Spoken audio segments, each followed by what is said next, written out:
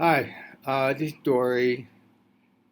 We are today going to talk about where did Jade, more specifically focused on where did Jadeite come from. So without further ado, let me go to our first slide. This is a list of the vlogs that we'll be going over. I know I'm a bit behind. We've completed 3. You can go into our YouTube channel, Jade Gem Hunter, and find the first 3. As soon as I get this one done, I'll upload it. But there's a series of other topics that we'll cover. Um, uh, we are learning a lot about Jade, and we are going to share what we learn as we go on our hunting trips. It's a fascinating topic with lots of history, lots of variety, and lots of I'll call it cheating uh, to to make jade look better than its natural state. So we'll share as we learn, but these vlogs are all introductory in nature, given what we know today. So let me move on. JGEM Hunter is all about making you better shoppers and collectors. We invite you all to join our hunts. Um, they're almost real time for those who are willing to stay up in the United States at night, where we can send you videos and you can check to see what we have. We've hunted all over China and Southeast Asia. Things are a little bit quiet with the COVID market, so we're focused more on the border markets in Thailand, which they have a long history with jadeite, and a portion of the money that we make go to help children in need. Okay, so I'm going to focus more on jadeite. Uh, Jadeite is, I believe, what most people are interested in, um, at least the people we speak with. The highest quality jadeite, believe it or not, comes from one area in northern Myanmar, and it's called the Pecan Mines. The Pecan Mine area is about the size of Rhode Island, not very large, but at the same time large. It's 300 miles north of Mandalay in a state or a province called Kachin. We we inquired about going up to the Pecan mine, and in general, it's off limits to foreigners, unless you're an investor, and obviously if you're well connected, and we're not one of those.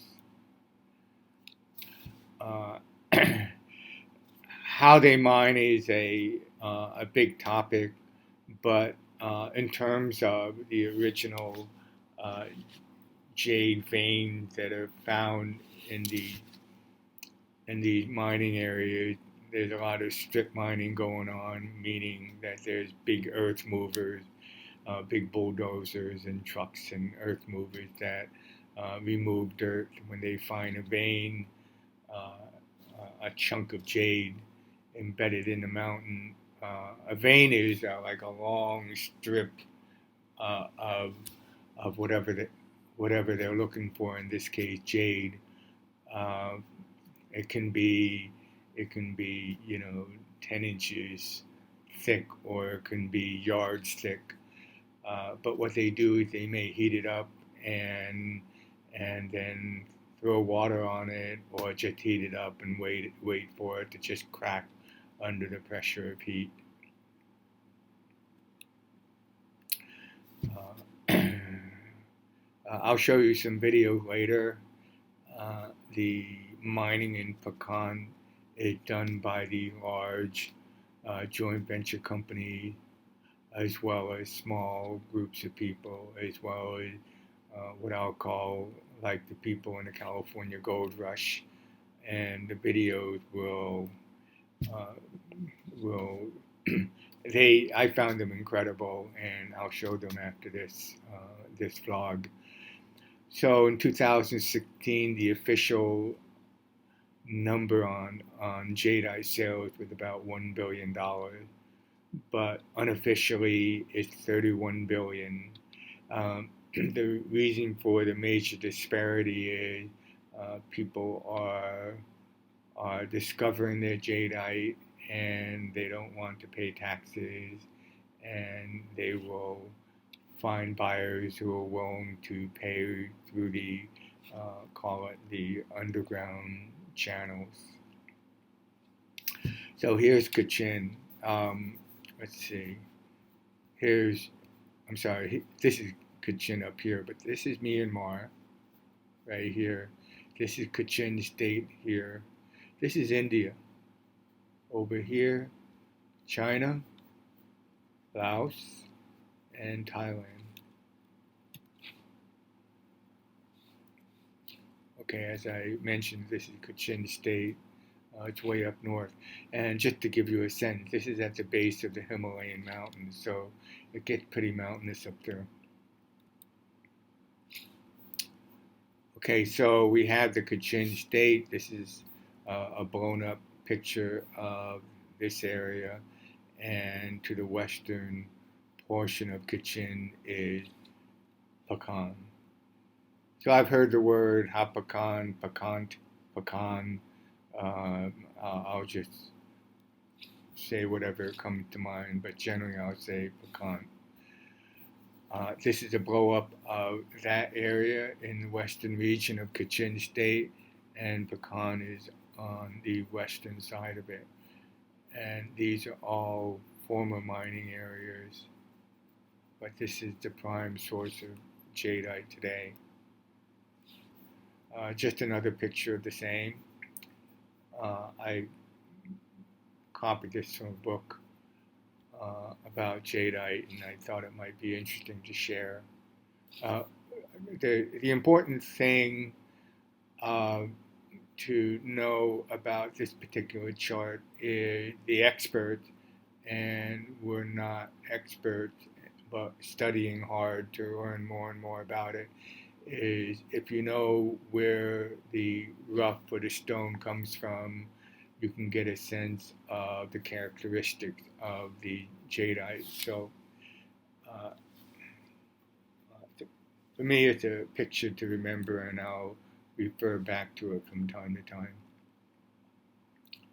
Okay, so I did a Google map of Pecan. Here you see Pecan Market right here, but this is all mining area. And what's interesting about this is this used to be forest, used to be a mountain, and you'll see how the mining has really changed the landscape and the environment. Again, another drawing of the different areas of Pecan, and again, it's important for those who buy roughs, for those who buy stone, they can figure out the general nature of the jade. I originally had planned to show my TikTok videos here, but I couldn't figure out how to integrate it into this presentation. So, but the important point here is that you're going to see hordes of people looking for jadeite. And why are they doing it? The average daily wage is $3 to $5 a day in 2016. So that's roughly $120 a month.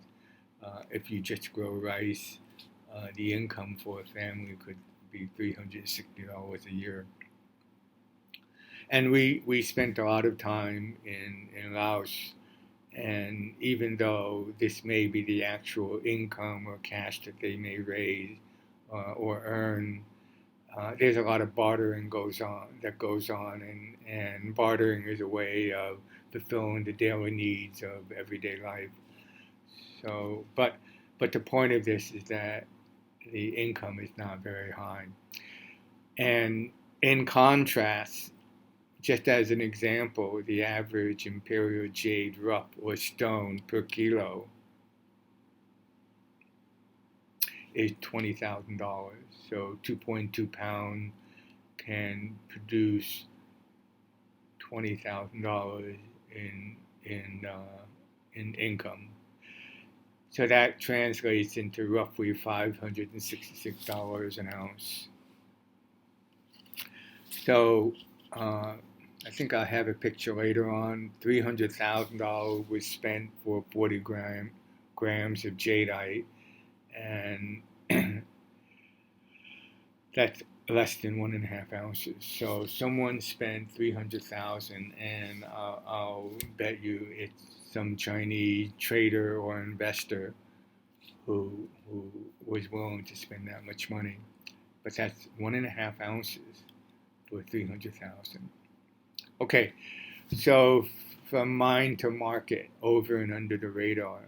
So this map is entitled Burma's Smuggling Routes, but the irony is the route that they show are actually border towns where people can, with the proper paperwork, can freely go from China here to Ruli, so Myanmar to Ruli. We had gone there. Now it's been about a year and a half. So that's Ruli right here. Mae Sai, we were there about a month ago. This is a regular border town. We didn't go there because it's just a long drive through a very mountainous road. Sorry. And then there's Mae Sot. Mae Sot is here. We actually live around here somewhere and have Bangkok down here.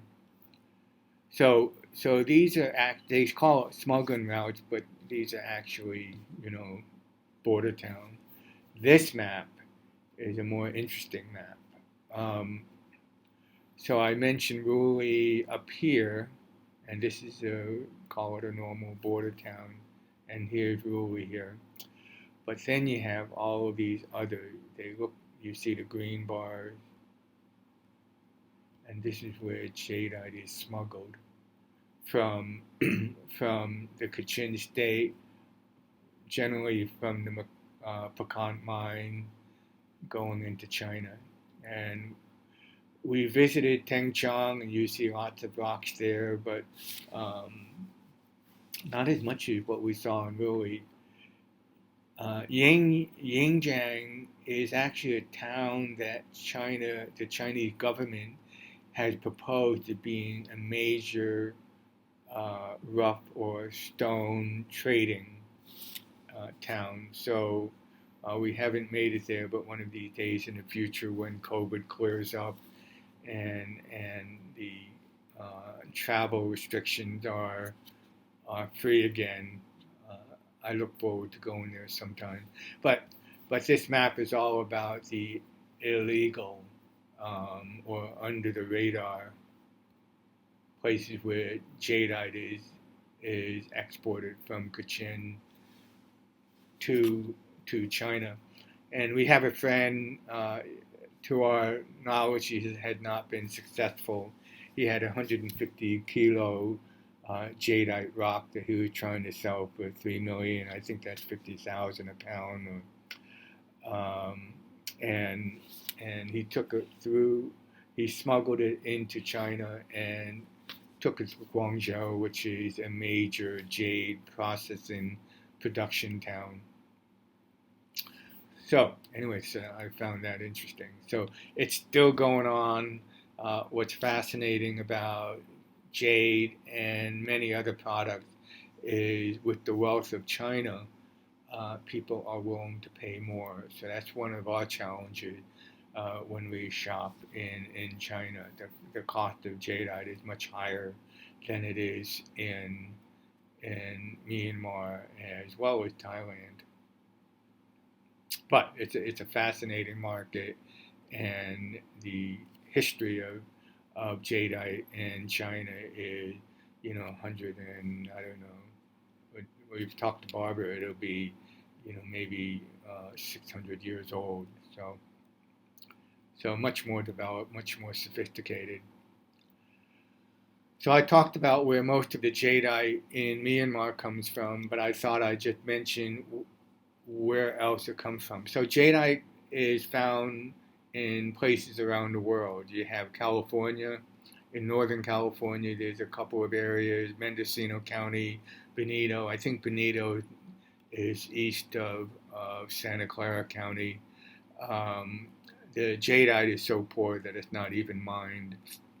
Russia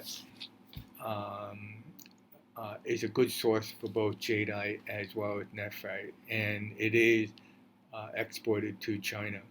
So traveling in China, you got to, if it's important, and at least for now it's important for us, you have to find out and figure out if the jadeite is from Russia, from Myanmar, and also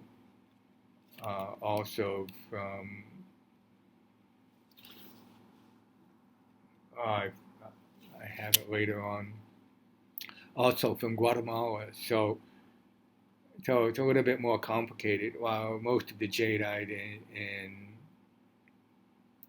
Myanmar obviously is from Myanmar, and on the border town, most of the jadeite that we've seen is from Myanmar. So these are just examples. I don't know anything about this guy here, but these are examples of jadeite and some are nephrite. Um, so you'll see some beautiful pieces of jadeite, and it turns out that from what I'm reading, Russian jadeite is uh, reasonably good quality. Japan used to have jadeite mines, but they've depleted them. But what came out of it is this Magatama jade or hook jade. It looks like a half of a yin yang, and Barbara had just purchased a few handfuls of them during our hunt in Thailand.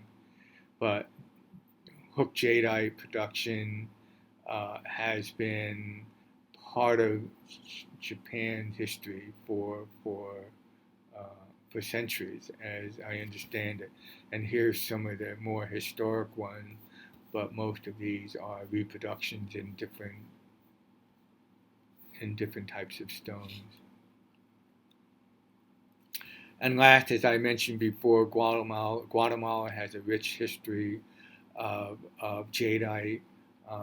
If you spend time reading about jadeite, there's other countries in Central America that claim they have jadeite, but most of the gemologists and the geologists say that the jadeite, even though they say it comes in Costa Rica, you can find it in Mexico, etc.